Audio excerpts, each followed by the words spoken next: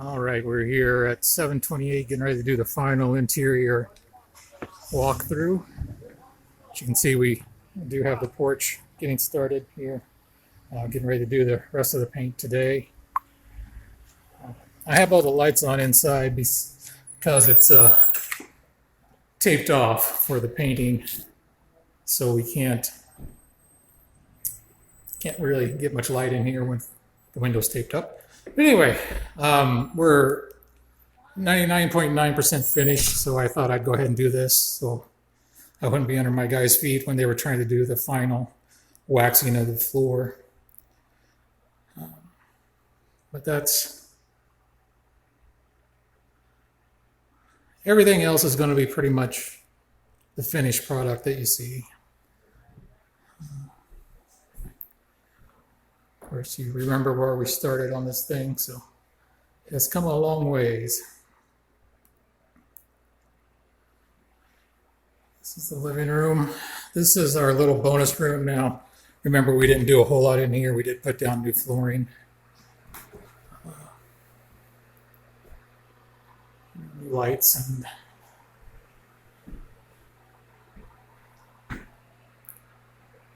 did some of that, but we didn't do a whole lot in this room overall. Just kind of cleaned it up and did the minimum.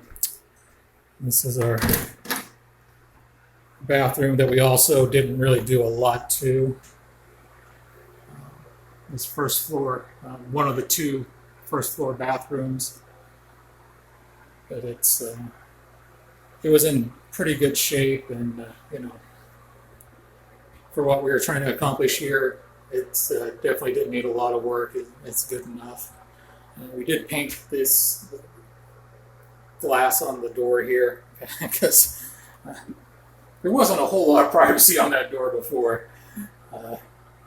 Definitely not enough for a bathroom, so we painted the glass on both sides to give that a lot more privacy for your bathroom. And here is the kitchen. If you can remember when we started, all the cabinets were along that one side there with the air conditioning unit there, and this was just raw space here, and so we completed this and turned it into basically a wall of storage. And of course, you're set up here for your washer and dryer. We also have in the basement where you could hook up washer and dryer, but the basement in this house has got a pretty low ceiling, and it's just much more convenient to do it here rather than downstairs. So we just kind of tapped into what we had from downstairs and just ran it up here so we could have a washer and dryer up here. And of course, we added that shelving or the racks there. Gives you a place to hang clothes and stuff while you're working. But even more cabinetry here. If you can remember, the ceiling in here was completely caved in and exposed, and we fixed all that, as you can see. And we, as always, we try to keep the chimneys raw brick. We don't try to paint over the brick just, unless we have to for some reason. If it's already been painted poorly or whatever, we'll paint over it. But if we have good raw brick, we always try to keep it and don't paint over that.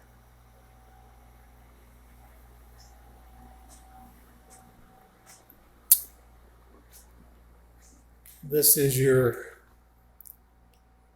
bonus room or dining room or whatever you would like to call it down here. Just another one of the massive rooms.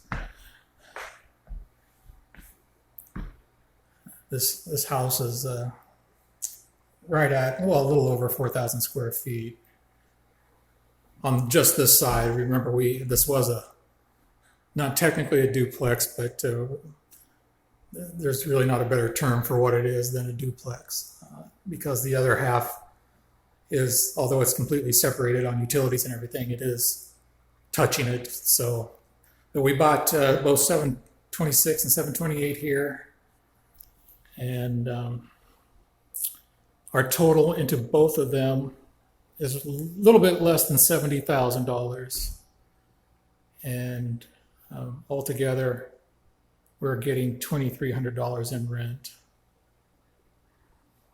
So we're achieving over 3% per month on our investment in rent. This is your other downstairs bathroom.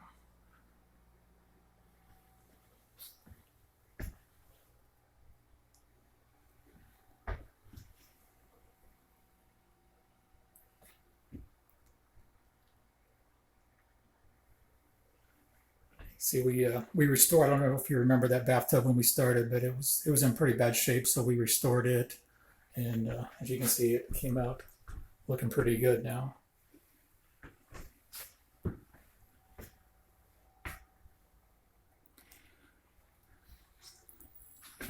And this was that room that was covered in that horrible paneling, and we did save some of the paneling and use it upstairs.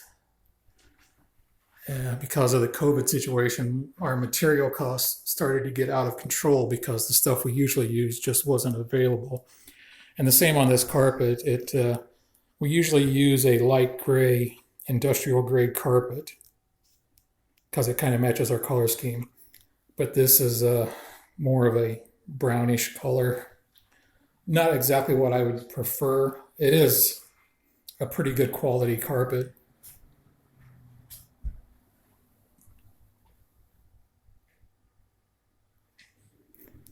But I don't like the color of it really. But it's one of those compromises we had to make on this property because the stuff we usually use wasn't in stock, and some of the stuff that we use was just got too expensive to fit in the budget. We did carpet inside the closet. And if you remember, this is the secret closet. Spooky that you can walk through to get to the other room. And here we are, full circle in the downstairs now. So this is the room downstairs that has the fireplace. And that is the door that takes you back to the dining room, or that other room that we came from over here.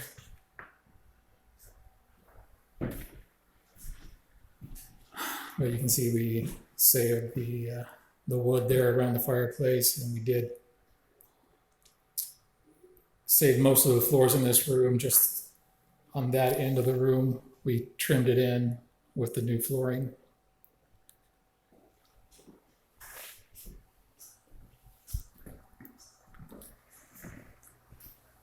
And of course, the stained glass is looking better than ever with the new paint and trim around it.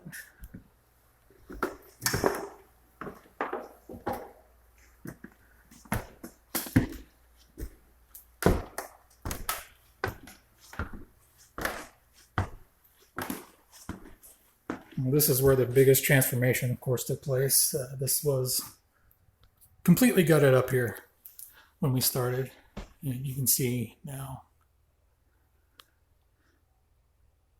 We used light wood for the walls rather than sheetrock.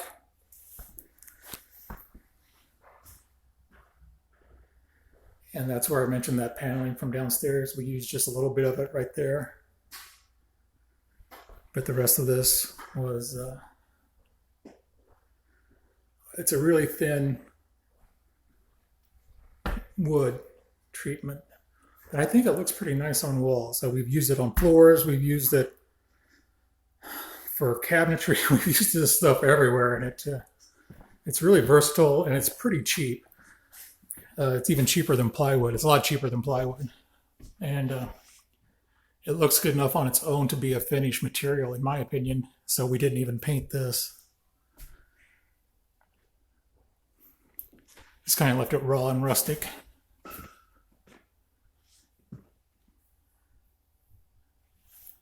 And this is the other side of the that divider there as you come up the stairs. And here are the finished bedrooms.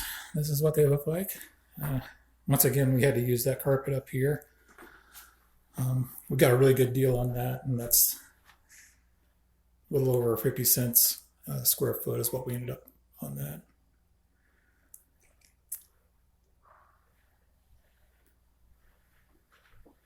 And again, the paneling here is not something that I would normally use just because it's much darker and it does kind of darken the rooms. But as you can see, there's lots of light coming in these rooms. This one we don't even have the light on. But all these rooms have several windows when they aren't taped off. And so they stay pretty light even with the dark flooring and the dark walls. Here's bedroom number 2 upstairs.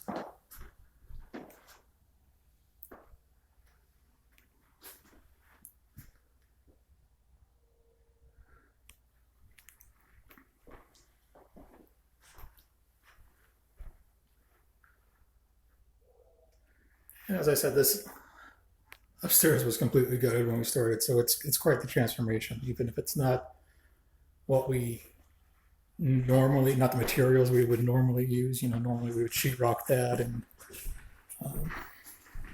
put in light gray carpeting and paint it same kind of color scheme as we painted downstairs. But once again, it's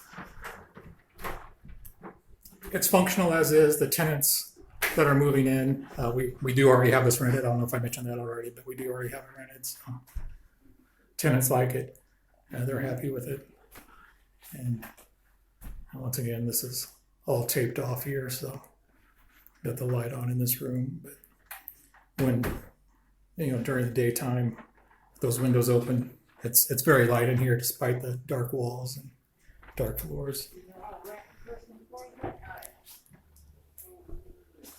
Guys are out there getting ready to paint right now.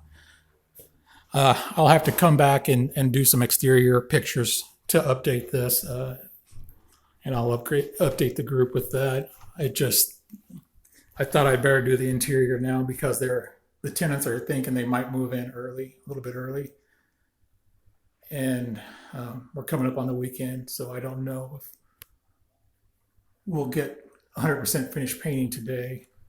So they might start moving in before we finish painting, and I didn't want to be here trying to do a video bugging them. So I'll just do the exterior once we get that painted and do an update. But again, this is your 4th bedroom upstairs. It's four up, 2 down, or 3 down, depending on how you want to use the rooms. And this is the 3rd bathroom. This is the bathroom that isn't really friendly to tall people. It looks worse because I'm 6'5", so if you were normal height, your eye line would probably be closer to like this, and there's plenty of room for a normal height person to walk through there without bending over. In fact, even me at 6'5", I can walk through here without bending over at all in the middle. It doesn't give me a whole lot of room on the sides, but yeah, I can still walk through here in the middle. But this would probably be used, it's the upstairs. It'll probably be used as a kid's bathroom. But once again, we got an old clawfoot tub we used and an old antique sink we found. I found that off of Craigslist. But it fit the theme of the house well. New toilet, new plumbing, 100% new plumbing up here. We've replumbed everything, rewired everything from scratch. And of course, that fireplace is it was rough when we started. If you remember, it had been spray painted and chipped away at and all that. So the original plan was to keep the brick on the upper end of it where we now have the wood, but we decided it would maybe be better go ahead and just encase that in the wood paneling. And then we left the stone mantle here. That's real stone. And then we left, we painted the bottom white. But as I say, the numbers came out pretty good on this. We met the budget, even though we had to do a few things that we wouldn't normally do in order to stay under budget. But the main thing is, we're getting that return that we look for, and the tenants are very excited. They love the place. It's very hard to find houses this size in this area for rent, and when you do, you're probably not going to be paying this little for them, especially now. I mean, when we first started this project, we had talked about, maybe 1,300. We just didn't know how it was going to come out, but rent has increased in this area since we started. I don't know if that's COVID related or not, but for whatever reason, rents have gone up. So when we listed it at 15, and I mean within a week we had it rented after listing it. So it was obviously priced right at 15.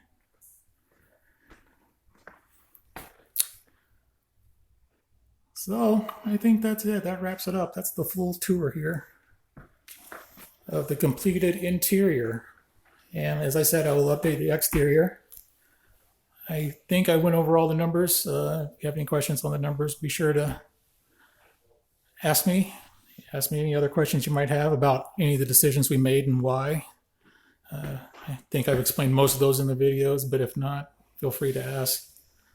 But I hope you're happy with it. I mean,